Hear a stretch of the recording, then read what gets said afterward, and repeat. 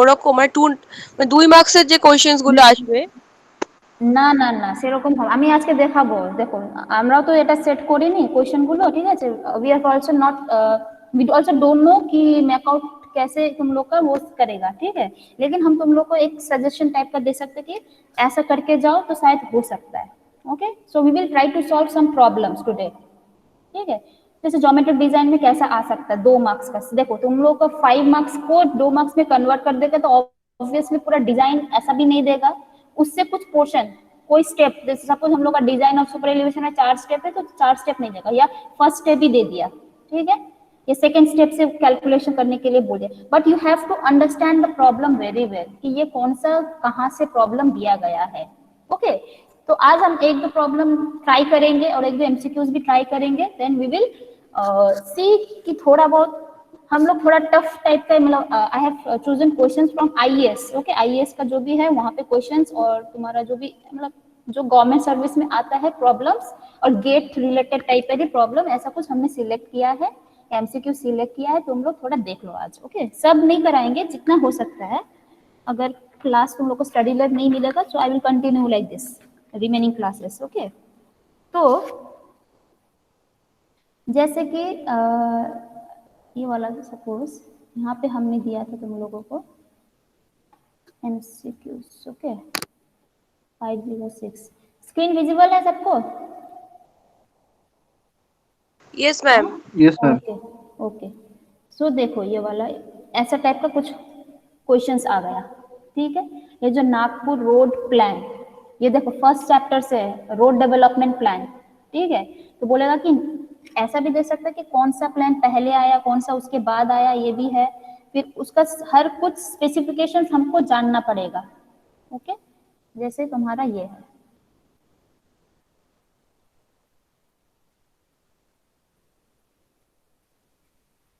ये तो जानना ही है। ये वाला डेवलपमेंट पहले कौन सा आया देख लो, ट्रेसेगेट, रोमन, ट्रेसेगेट, मेटकैल्फ, टेलफोर्ड, मैकाडम, ठीक है। उसके बाद तुम्हारा हम लोग का जो न्यू आईआरसी मेथड जो है सीबीआर यूज करके आ रहा है, ठीक है। तो दिस आर द क्रोनोलॉजिकल कि कैसे हाईवे डेवलपमेंट हुआ है, मतलब रास्ता कंस्ट्रक्शन जो हो रहा है किस वजह से, मतलब किस क्रोनोलॉजिकल ऑर्डर में हुआ है। पहले रोमन ने किया, फिर ट्रेसेगेट, फिर मेटकैल्फ, फिर टेलफोर्ड, फिर मैकाडम, ये थोड़ा याद रखना है। ओके, और फिर तुम लोग का नागपुर रोड प्लान जो भी है डेवलपमेंट प्लान्स, ठीक है, मतलब हम लोग का जो है इन इंडिया, ठीक है। जैसे कि ये सब है, जयकर कमेटी का कब हुआ, ईयर, ये सब याद रखना है। ओके, कब हुआ, मोटर व्हीकल एक्ट कब हुआ तुम्हारा, ये जो ये पीपीटी थोड़ा याद रखना है। ये पीपीटी में तुम्हारा देखो सब एमसीक्यूज यहाँ से आ सकता है। सीआरएफ कब क्रिएट हुआ, ओके, इंडियन रोड कांग्रेस कब हुआ, मोटर व्हीकल एक्ट, ये बार बार आता रहता है। ओके, मोटर व्हीकल एक्ट कब हुआ, ये सब, ठीक है। फिर हम गेट में भी आया था। हाँ, वही तो आता रहता है, ये वाला थोड़ा याद रखना है हम लोग को। ओके, या तुम लोग इस क्रोनोलॉजिकल ऑर्डर में भी याद रख सकते कि पहले क्या हुआ, सेंट्रल रोड फंड हुआ, फिर इंडियन रोड कांग्रेस, फिर मोटर वैक, ऐसा ऐसा, ठीक है। हमने ऐसा ही सेट कर दिया यहाँ पे। अब दूसरा है तुम्हारा एमसीक्यूज के लिए हम बोल रहे हैं। Okay, only in MCQs.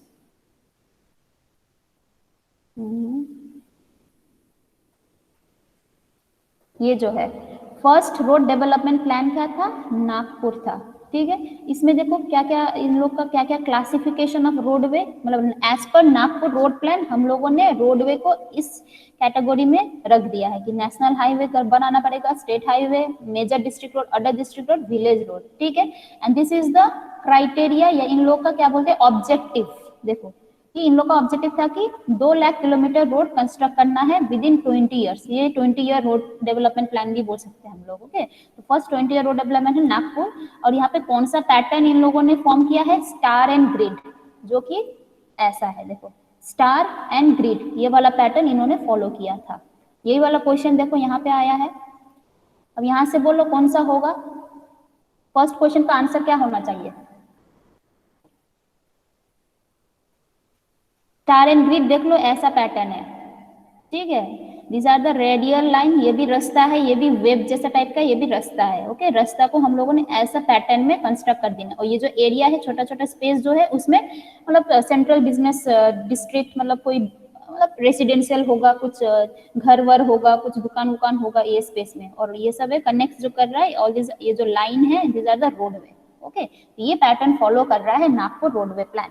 तो अब as per this criteria first का आंसर क्या होना चाहिए? Option D. Yes, very good, radial और star and grid road pattern. ठीक है, नागपुर का ऐसा देखो पैटर्न, हम तुमको ऐसा वाला दूसरा दूसरा मेथड का भी आ सकता है कि बॉम्बे रोड प्लान का दे दिया तब, ठीक है, तो कौन सा हो जाएगा उसके लिए यू हैव टू देखो एमसीक्यूज के लिए जब बोलते हैं ना, हर कोई मांग रहा है कि एमसीक्यूज हमको क्वेश्चन दीजिए, तुम लोग अगर आंसर देखकर हम क्वेश्चन भी दे दिए आंसर भी दे दिए, अगर याद रखोगे तो नॉट पॉसिबल। तो क्या करना है, थोड़ा बहुत गो थ्रू कर लेना है सब चैप्टर से, ठीक है। अगर तुम लोग बेसिक्स क्लियर रखोगे तो you can easily answer all questions, ठीक है।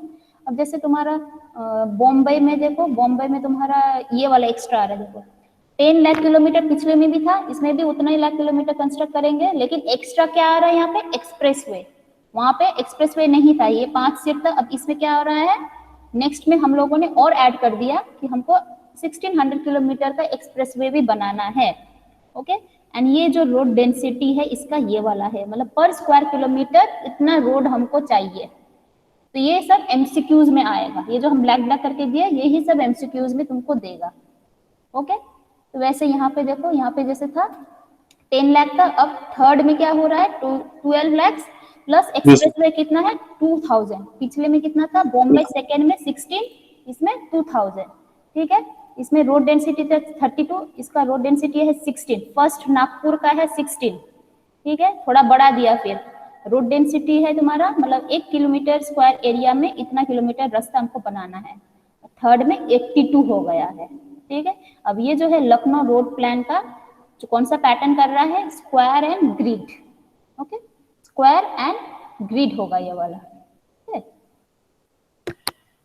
ओके। तो फिर नेक्स्ट क्वेश्चन हम लोग जाते हैं। अब इसमें बोलो, ये वाला बोलो, select the correct statement second का। Nagpur road plan formula take into account the towns with very large population, ठीक है। Nagpur road plan has a target road length, ये जो डेंसिटी बोले थे 32 किलोमीटर पर 100 स्क्वायर किलोमीटर, ठीक है, यहाँ पे 100 स्क्वायर किलोमीटर था हम लोग का, पर 100 स्क्वायर किलोमीटर, ठीक है। दूसरा है second 20 year road plan has provided 1600 kilometre expressway, ठीक है। सेकेंड मतलब ये कौन सा है, बॉम्बे वाला, फर्स्ट है नागपुर, फिर बॉम्बे, फिर लखनऊ, ओके। तो सेकेंड का है 20 road has provided 1600 kilometre of expressway, ठीक है। और second 20 year plan allowed deduction and length of the railway track in the area while calculating the length of the road। तो इसमें से कौन सा लग रहा है कि करेक्ट स्टेटमेंट लग रहा है तुमको, इनमें से कौन सा करेक्ट लग रहा है? ये वाला करेक्ट नहीं लग रहा है, सी। हम क्या बोले अभी, देखो बॉम्बे इज द सेकेंड, और यहाँ पे कितना है देखो 1600 किलोमीटर ऑफ एक्सप्रेसवे कंस्ट्रक्ट होगा, ठीक है। और सेकेंड ऑप्शन में जो था, सेकेंड ऑप्शन था नागपुर रोड प्लान में एक्चुअली 16 किलोमीटर पर 100 स्क्वायर किलोमीटर होता है, तो ये गलत है, ये भी गलत है, ये भी गलत है। सो करेक्ट एकदम अप्रोप्रिएट तुमको कौन सा लग रहा है, ये वाला, तो C is the correct answer. Okay, very good Abid, very good. একটু মাইক দিয়ে বলবে, ঠিক আছে, কেন কি ঠিক আছে, তো ঠিক আছে, কোনো প্রবলেম নেই, সেরকম লিখতে পারো, আমি চেক করতে থাকবো। ओके, अब ये वाला बोलो मैप्स, मतलब ये जो सीक्वेंस, ये तो बार बार हमने एमसीक्यू में भी दिया है तुम लोग को, अब तो याद हो जाता है आंसर कौन सा होगा। Anyone, the sequence of the 4 stages of survey in a highway alignment. हम लोग जो हाईवे अलाइनमेंट का सर्वे, इंजीनियरिंग सर्वे करते हैं, तो क्या होता है, पहले क्या करना है, फिर कौन सा सर्वे होगा, फिर कौन सा ऐसा। फर्स्ट में रिकॉनेसेंस सी, बाकी दे पहले रिकॉनेसेंस करना है, फिर मैप स्टडी करना है, प्रिलिमिनरी करना है ना, डिटेल करना है। सी का आंसर क्या था, मैप स्टडी करेंगे, फिर रिकॉनेसेंस सर्वे, फिर प्रिलिमिनरी सर्वे, फिर डिटेल्ड सर्वे। किसने आंसर दिया अभी? किसी ने तो नहीं दिया है, क्लिक किया था यहाँ पे।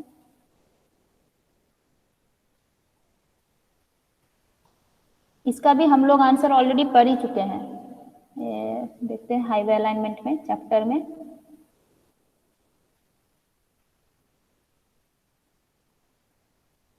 सो हाईवे अलाइनमेंट का देखो, ये भी हमने दे ही दिया था, राइट। पहले हम लोग मैप करेंगे, मतलब जो भी लोकेलिटी में हमको कंस्ट्रक्ट करना उसका मैप स्टडी कर लेना। मैम फर्स्ट तो रिकॉग्नाइजिंग सर्वे देन मैप स्टडी। पहले हमको वो जगह का सर्वे क्यों करेंगे, हम किस बेसिस पे करेंगे? अगर तुमको मैप मतलब तुमको पता ही नहीं है कहाँ पे कौन सा ऑब्स्ट्रक्शन है, कहाँ पे तुम्हारा लेक है, कहाँ पे फॉरेस्ट एरिया है, राइट। सो पहले your answer should be map, ठीक है।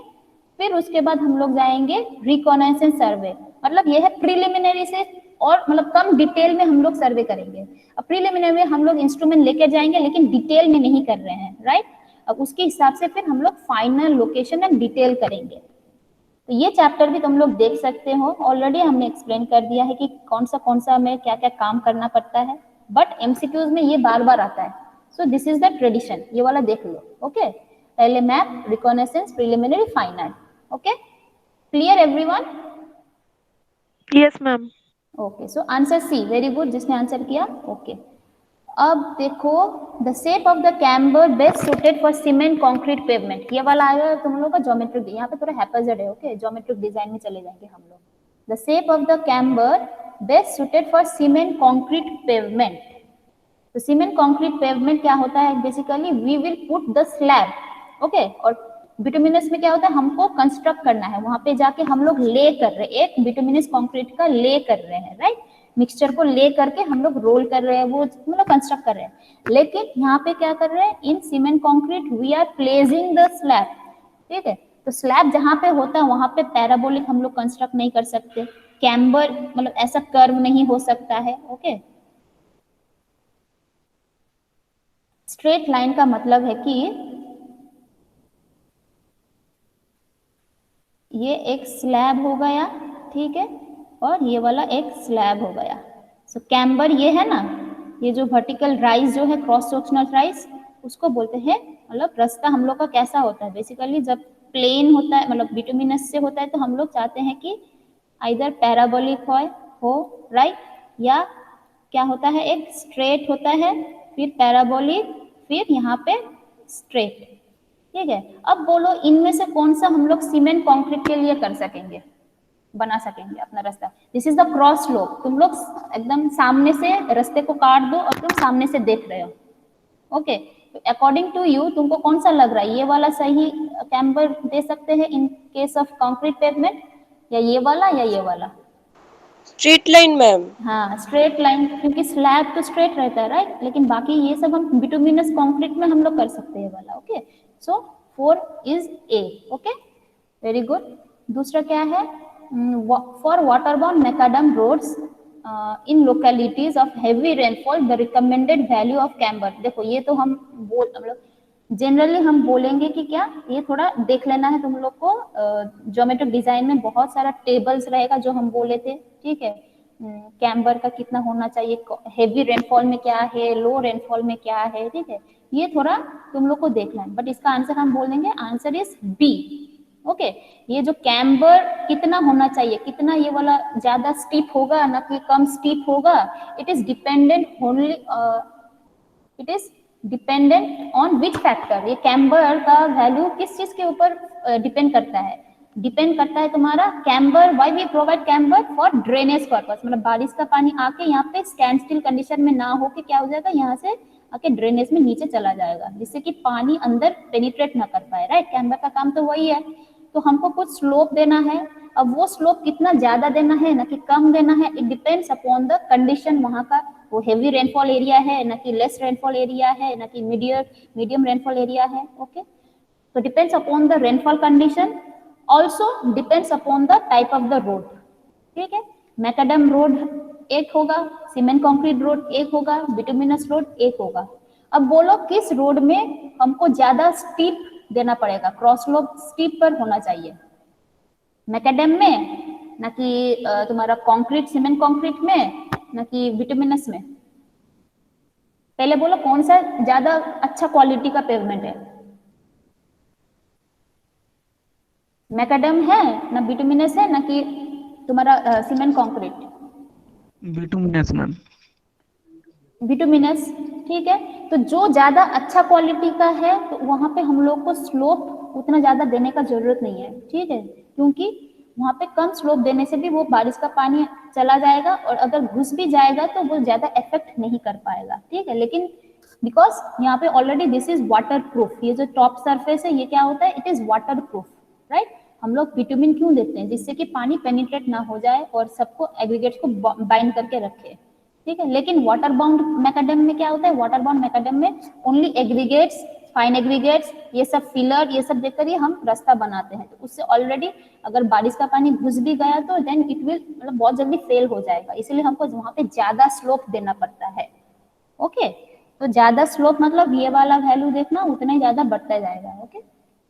मतलब ये वाला उतना ही कम होता जाएगा एक्चुअली। 1/36 मतलब है कि कम डिस्टेंस हॉरिजॉन्टल जाने पर 1 किलोमीटर हम ऊपर उठे या 1 सेंटीमीटर ऊपर उठे हैं, ठीक है। तो जितना ज्यादा डिस्टेंस जाके हम 1 ऊपर उठेंगे तो obviously that will be more less steeper, ठीक है। बट इसका आंसर हम बोल दे रहे हैं, this is 1/36, okay.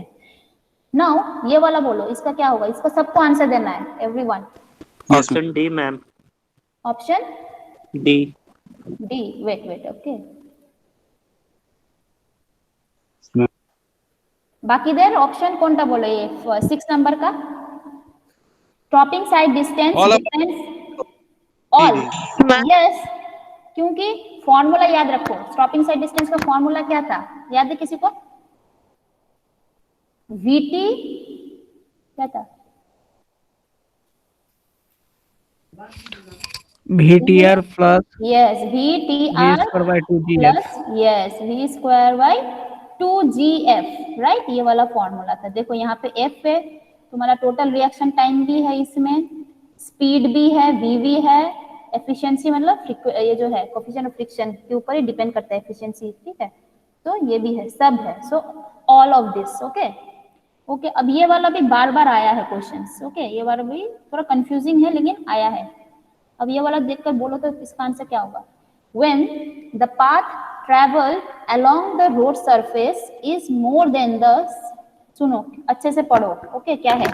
When the path travel along the road surface मतलब longitudinal जो ट्रैवर्स किया है, डिस्टेंस, longitudinal distance, ओके, सामने की तरफ जो गया है, is more than the circumferential movement मतलब व्हील भी तो मूव कर रहा है, व्हील का चक्का भी तो गोल गोल घूम रहा है, उससे क्या हो रहा है movement? That is called the circumferential movement. घूमने को बोलते हैं circumferential movement, okay, of the wheel due to rotation.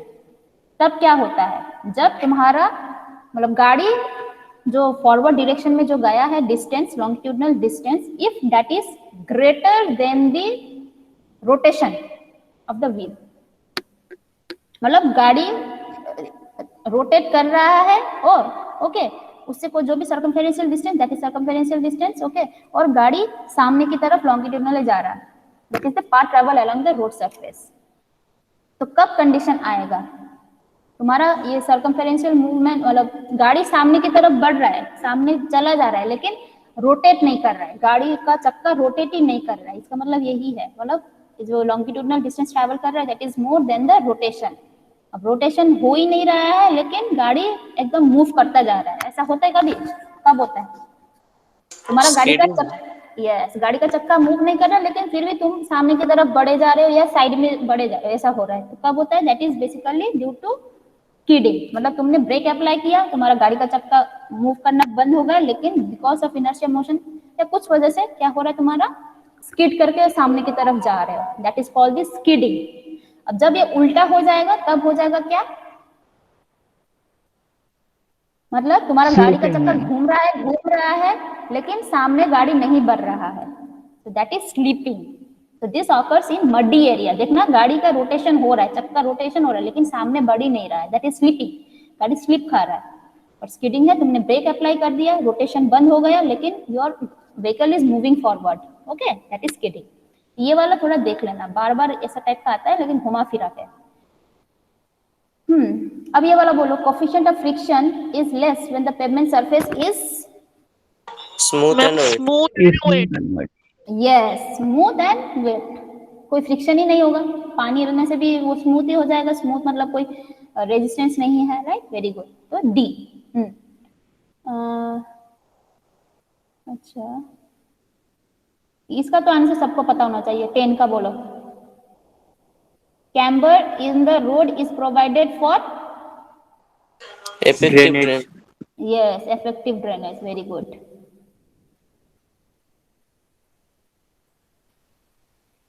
ये वाला बोलो, compare to the level surface on a descending gradient the stopping sight distance is, क्या होगा बोलो। मतलब एक है लेवल सरफेस में तुम्हारा फॉर्मूला है एसएसडी का, और एक है अपग्रेड या डिग्रेड, मतलब एक है ये वाला नॉर्मल, ठीक है, और दूसरा वाला है तुम्हारा सेम, ये तो रहेगा ही, वी टी आर तो रहेगा ही, प्लस यहाँ पे आएगा क्या, वी स्क्वायर बाई, क्या आएगा फॉर्मूला में, डिसेंडिंग ग्रेडियंट है तो क्या आएगा फॉर्मूला में, क्या आता था, एफ माइनस एन या F plus N, descending gradient में F minus N. Yes F minus N, right, percentage में जो भी है, ठीक है। अब ये डिसेंडिंग ग्रेडियंट के लिए ये वाला फॉर्मूला है, तो बोलो ये वाला बड़ा है ना ये वाला बड़ा है, पहले ये दोनों तो सेम है, दिस इज सेम, तो इसको हटाओ, अब ये दोनों को कंपेयर करो, इसमें से कौन सा नंबर, जो भी नंबर आएगा वो बड़ा आएगा, वी स्क्वायर बाई 2gf या V square by 2gf minus N, mod होगा कौन सा, लास्ट वाला, सेकेंड वाला, सेकंड वाला ज्यादा होगा। सेकेंड वाला का वैल्यू ज्यादा होगा, हाँ क्यों बोलो, बिकॉज यहाँ पे माइनस है, मतलब ये पूरा टर्म क्या हो जाएगा, रिड्यूस हो रहा है, right, denominator is getting reduce, यहाँ से इससे ये कम हो जा रहा है, राइट, अब ये वाला कम हो जाएगा तो ये पूरा फैक्टर ही क्या हो जाएगा, पूरा वैल्यू बढ़ जाएगा, ओके, तो तुम्हारा ये पूरा वैल्यू ही बढ़ जा रहा है, तो कौन सा आंसर होगा,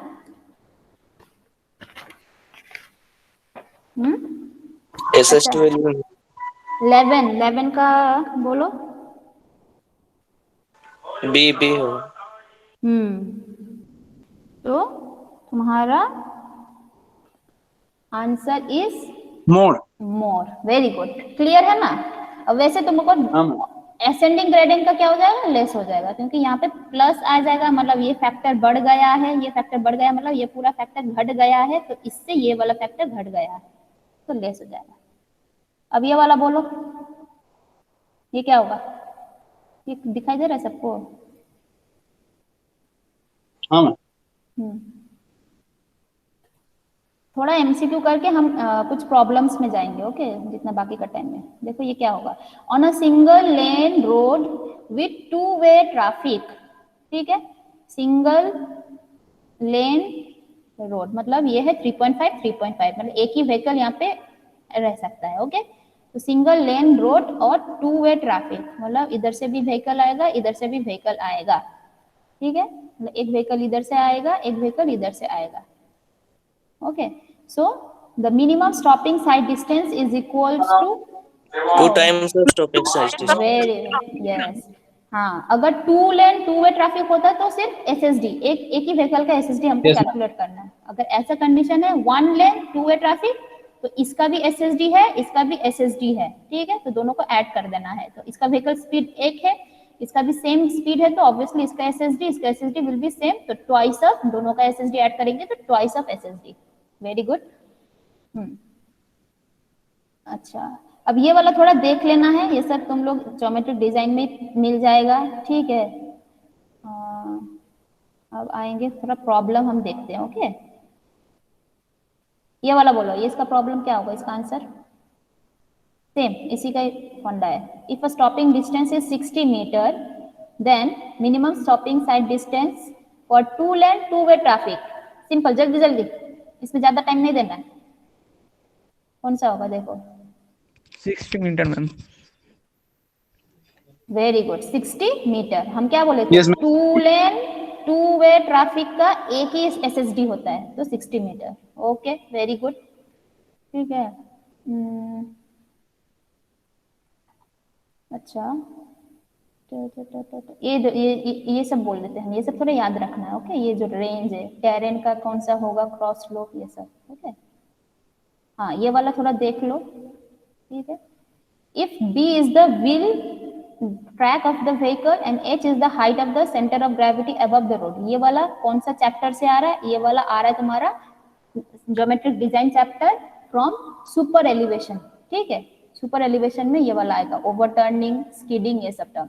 So if B is the wheel track of a vehicle and H is the height of the center of gravity above the road surface, then to avoid overturning and lateral skidding on a horizontal curve, the centrifugal ratio should be which of this? तो इससे पहले हम लोग जाएंगे centrifugal ratio का, ठीक है।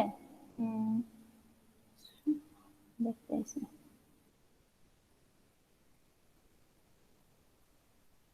इसमें है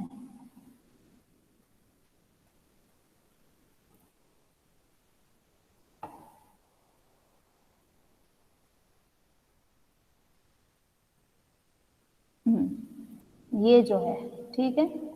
हॉरिजॉन्टल में दो केस आता है, एक आता है तुम्हारा ओवरटर्निंग इफेक्ट और दूसरा आता है तुम्हारा ट्रांसवर्स स्किडिंग इफेक्ट, ठीक है। तो फॉर सेफ ओवरटर्निंग इफेक्ट क्या है तुम्हारा? फॉर सेफ जो भी है, for no overturning this is the condition, मतलब P by W is the centrifugal ratio, it should be lesser than B by 2H। B क्या है? ये जो व्हील जो है, दोनों व्हील के बीच मतलब जो डिस्टेंस है दैट इज तुम्हारा B, so this is B by 2, और हाइट है इसका CG से सरफेस का डिस्टेंस H, ठीक है। एक है देखो centrifugal ratio is less than B by 2H for no overturning and for safe riding that is without skidding तुम्हारा P by W should be less than friction, coefficient of lateral friction, ठीक है। ये वाला है lateral friction, और SSD उसमें जो भी F है दैट इज लॉन्गिट्यूडनल फ्रिक्शन, ठीक है। तो यहां से देखकर अब बोलो कौन सा आंसर होगा। Your centrifugal ratio that is P by W should be less than B by 2H and greater than coefficient of lateral friction. Yeah, less than B by 2H and also less than coefficient of lateral friction, greater than B by 2H, less than coefficient of lateral friction, greater than B by 2H and greater than coefficient of lateral friction. तो P by W क्या होता था? P by W overturning effect के लिए क्या करना है? Less than B by 2H, okay. और तुम्हारा नो स्किडिंग के लिए क्या था? P by W must be again less than F। तो इस हिसाब से your correct answer will B B। Clear? Clear है?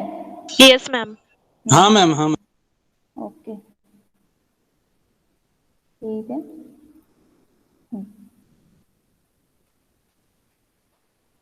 ओके, तो थोड़ा तुम लोग को काम देते हैं अब हम, ओके, खुद से करो। देखते हैं, अच्छा ये वाला बोलो तो इसका आंसर क्या होगा? सब फॉर्मूला याद रखना है, देखो सब याद नहीं है तो एटलीस्ट SI में जो है मीटर जो भी है उसमें याद रखना है, ओके। तो क्या है? The equilibrium super elevation V square by 127R. V square by 127R. 127 127। हाँ, हाँ, ओके, वेरी गुड, ठीक है। আচ্ছা এটা হবে নাকি এটা হবে? Ma'am, last one. हाँ मैम। D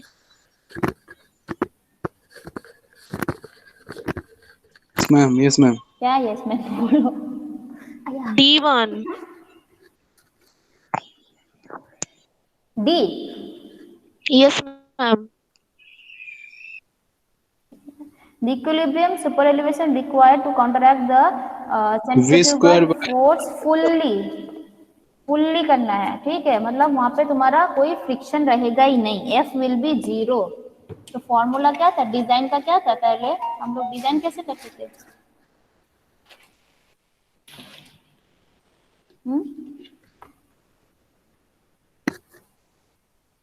डिजाइन स्टेप में फर्स्ट स्टेप क्या था?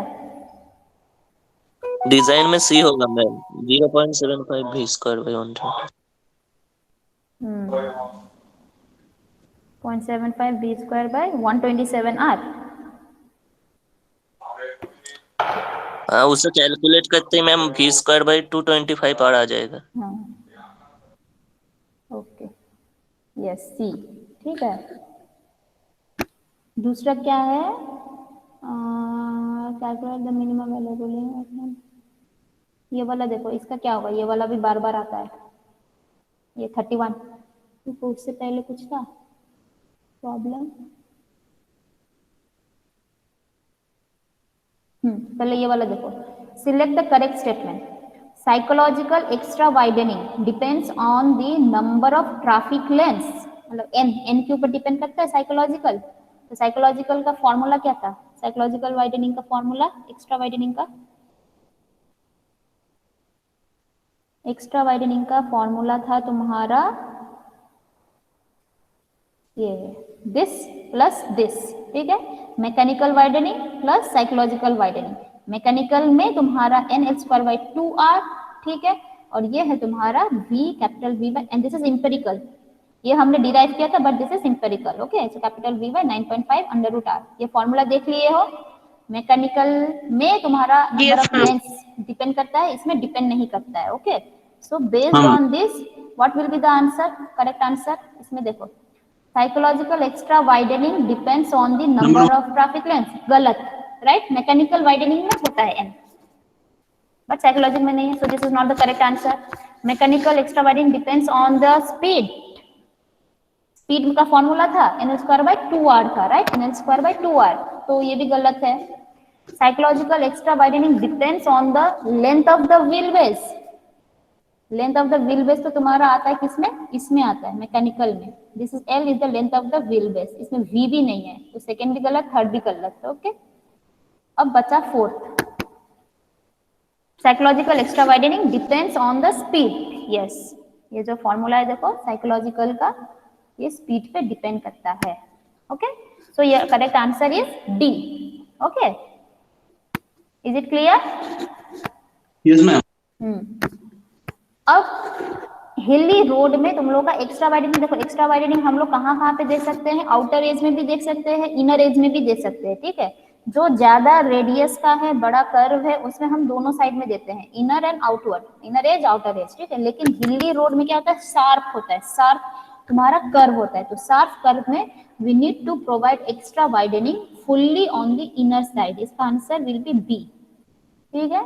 बाकी जो भी है शार्प कर्व नहीं है, जो मतलब ज्यादा रेडियस, बड़ा रेडियस का कर्व होगा, उसमें हम लोग को दोनों साइड में ही देना है, मतलब आउटर एज में भी और इनर एज में भी। लेकिन जब शार्प कर्व होगा उसको हम लोग एक्स्ट्रा वाइडनिंग, मतलब जो विड्थ है कर्व में हमको चौड़ाई बढ़ा देना है रास्ते का, सो हमको कहाँ पे बढ़ाएंगे एक्स्ट्रा विड्थ, कहाँ पे दे रहे हैं, on the inner side of the curve, okay, ये याद रखना। Now please do this one, 31 का सॉल्व करो, कौन सा होगा।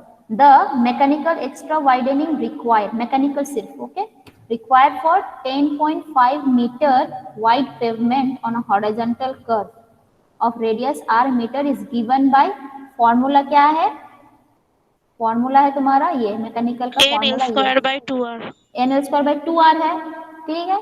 अब यहाँ पे क्या क्या चाहिए, L नहीं दिया है, R का वैल्यू R रख दिया है, ठीक है, तो L का हम L ही रखेंगे, R का वैल्यू R रखेंगे, तो सिर्फ हमको क्या दिया गया है, N से रिलेटेड डाटा दिया गया है, विच इज ये है, कितना चौड़ाई का रास्ता ये दे दिया है। So what will be the value of N in this case, N का वैल्यू क्या होगा, सो Wm इज इक्वल्स टू क्या था, nl²/2r, ठीक है। L²/r सब में ही है, ओके, लेकिन n का वैल्यू वेरी कर रहा है, किसी में 1 है, किसी में 2 है, अब नीचे ये 3 है तो गलत ही होगा, ठीक है, ये भी नहीं होगा, n का वैल्यू हमको चाहिए। तो in this case what is the value of n, n is the number of lane, एक लेन का 3.5 होता है, एक लेन का विड्थ होता है कितना, 3.5 मीटर, ठीक है।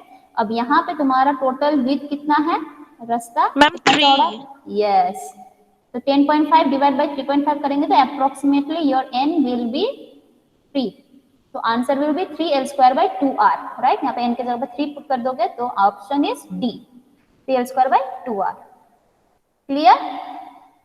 अब ये वाला भी बार बार आता है, ये वाला प्रॉब्लम भी देखो, ट्रांजिशन कर्व में हम लोग स्पाइरल करते हैं, ये याद रखना, ओके। ट्रांजिशन कर्व में स्पाइरल कर्व हम लोग रिकमेंड करते हैं एज पर IRC। ओके, ये थोड़ा याद रखना है, स्पाइरल। और क्या क्या है, और MCQs थोड़ा देख लेते हैं, कहाँ पे था वो उसका।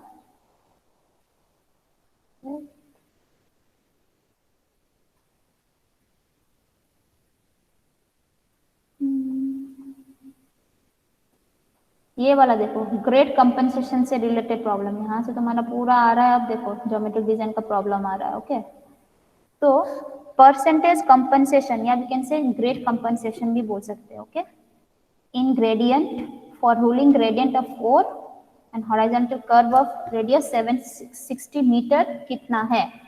तो इसका एक फॉर्मूला था, शायद पता है कि नहीं पता है। देखो सब कुछ यहीं पर ही है, तुम लोग को थोड़ा प्रैक्टिस करना है। ओके, ग्रेड कंपनसेशन कहाँ पे था तुम लोग का। ग्रेड कंपनसेशन कौन से चैप्टर में था, किसको पता है?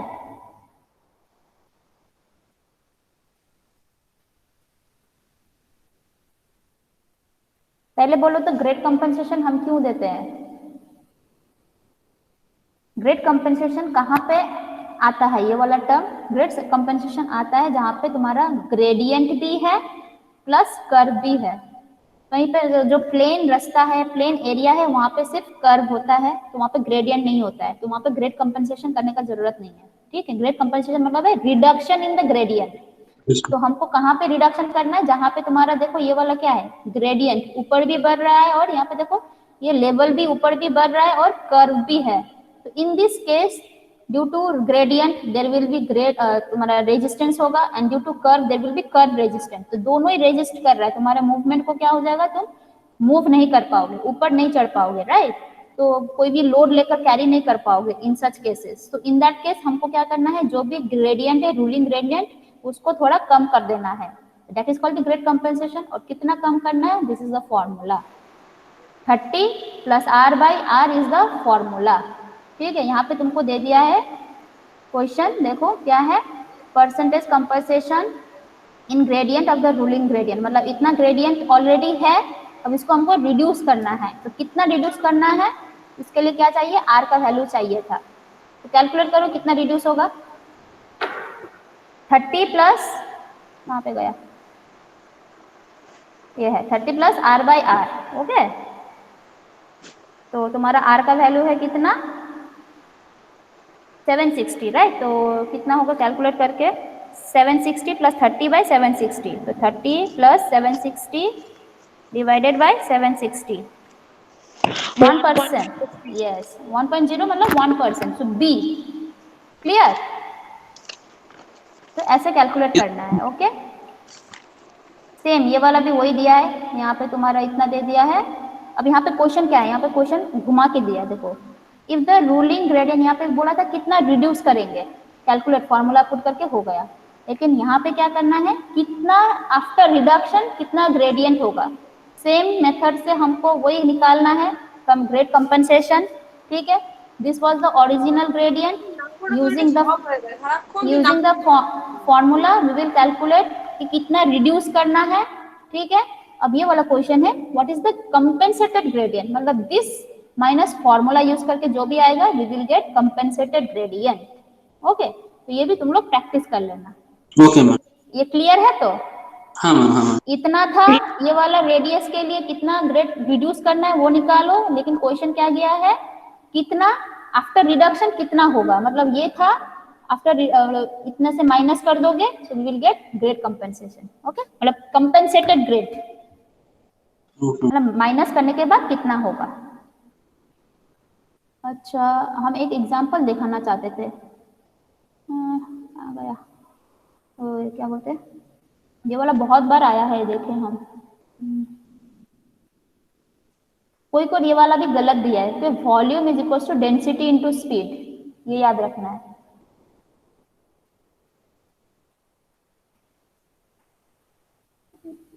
एक ज्योमेट्रिक डिजाइन से एक प्रॉब्लम हम सर्च कर रहे हैं, देखते हैं ओके है कि नहीं है। ये देखो सुपर एलिवेशन से फिर से आया है, तो ये वाला देखो, ये a summit curve is formed at the intersection of 3% up gradient and 5% down gradient. मतलब समिट कर्व का मतलब क्या है, ऐसा है होगा तो इस तरफ जो है दिस इज दी अपग्रेड, इसका कितना है यार n is equals to n1 is equals to कितना है 3%, ओके। एंड ये जो डाउनग्रेड जा रहा है this is n2 is equals to कितना है 5%, ओके। सो यहाँ पे फॉर्मूला में हमको क्या चाहिए, n का वैल्यू चाहिए which is the angle of deviation. So angle of deviation capital N हम बोले थे, capital N is the algebraic difference between successive two तुम्हारा क्या है ग्रेडियंट, ओके। ये होगा, अब इस हिसाब से n का वैल्यू निकालो तो कितना होगा, यहाँ पे 3% होगा, अलजेब्रिक डिफरेंस बोल दे रहे बार बार, ठीक है।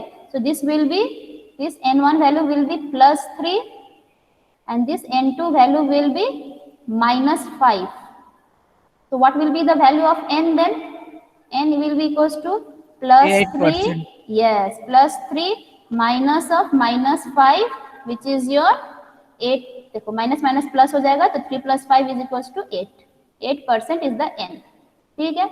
और क्या कंडीशन दिया है हम लोग को, समिट कर्व किस किस हिसाब से करना चाहिए, हमको चाहिए OSD एंड SSD के हिसाब से हमको डिजाइन करना है, as per SSD as per OSD, दो फॉर्मूला करके दिया गया है, ओके। तो यहाँ पे स्टॉपिंग साइड डिस्टेंस मतलब SSD के हिसाब से हमको कैलकुलेट करना है, तो S का वैल्यू यहाँ पे दे दिया कितना 128।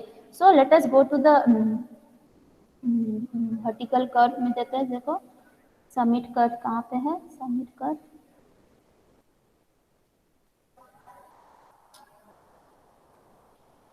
ट्रांजिशन न्यूमेरिकल वर्टिकल कर्व, यही तो होना चाहिए, हाँ। तो दिस इज द, देखो समिट कर्व के हिसाब से हम लोग का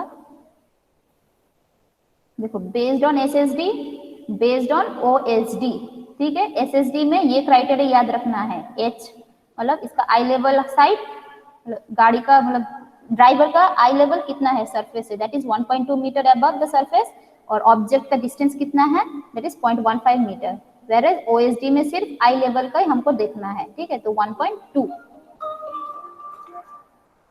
तो उस हिसाब से हम लोगों ने डिराइव किया है ये फॉर्मूला। देखो एज पर SSD ये दो फॉर्मूला है एंड एज पर OSD ये दो फॉर्मूला है, तो हमको कौन सा यूज करना है, तो we have to use this two formula to calculate the design the summit curve length which is L, okay. अब यहाँ पे क्या दिया है, S का वैल्यू दे दिया है, S का वैल्यू कितना है, S का वैल्यू है तुम्हारा 128, ठीक है। और तुम्हारा N का वैल्यू कितना है, N का ये यहाँ पे देखो N का वैल्यू हमको दिया है कितना 8%, हम लोगों ने निकाल दिया 0.08, राइट 0.08। तो एक है तुम्हारा n²/4.4, if your L is greater then SSD हम एज्यूम करेंगे, मतलब हम लोग का S का वैल्यू है 128 मीटर, ठीक है। अगर हम एज्यूम करेंगे कि L is greater than 128 then we will check this, ये यूज करके L equals to n²/4.4 calculate करो तो कितना आएगा, n²/4.4 कैलकुलेट करके सेटिस्फाई कर रहा है कि नहीं कर रहा है। हम लोग एज्यूम किया कि ये वाला फर्स्ट कंडीशन हमने एज्यूम किया, L is greater then SSD, कितना है SSD 128, ठीक है। तो वहां पे S का वैल्यू 128 पुट करके देखो कितना आ रहा है, यही लास्ट करेंगे आज, ओके। 0.08 इंटू S से तुम्हारा कितना 128 इंटू 128 डिवाइडेड बाय 4.4, 297 आ रहा है। N का वैल्यू है तुम्हारा 8%, मतलब 0.08%, तो यार इट विल बी 0.08,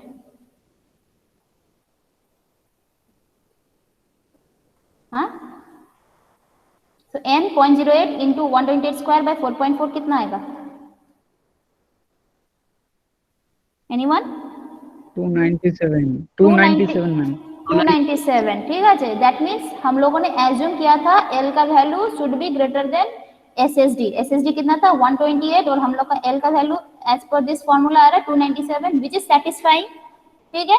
तो हम इस स्टेप में नहीं जाएंगे, तो ठीक है ये वाला स्टेप में नहीं जाएंगे। तो फर्स्ट हम एज्यूम करेंगे कि L ग्रेटर देन SSD करके ये वाला फॉर्मूला में पुट करेंगे।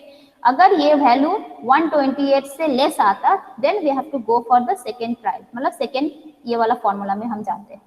ओके, तो पहले एज्यूम कर लो कि 128 से एल का वैल्यू ग्रेटर आएगा, फिर चेक करो ग्रेटर आ रहा है कि नहीं आ रहा है। अगर आएगा तो ठीक है, वही तुम्हारा आंसर है फाइनल। अगर नहीं आया then we will calculate L using this formula. ठीक है, सेम अगर वहां पे ओएसडी का वैल्यू देता तो ये फॉर्मूला 9.6 ये यूज करना पड़ता है। ओके, 4.4 के जगह पर 9.6 आ जाएगा। फॉर्मूला सेम है, इधर इधर सिर्फ वैल्यू चेंज हो रहा है।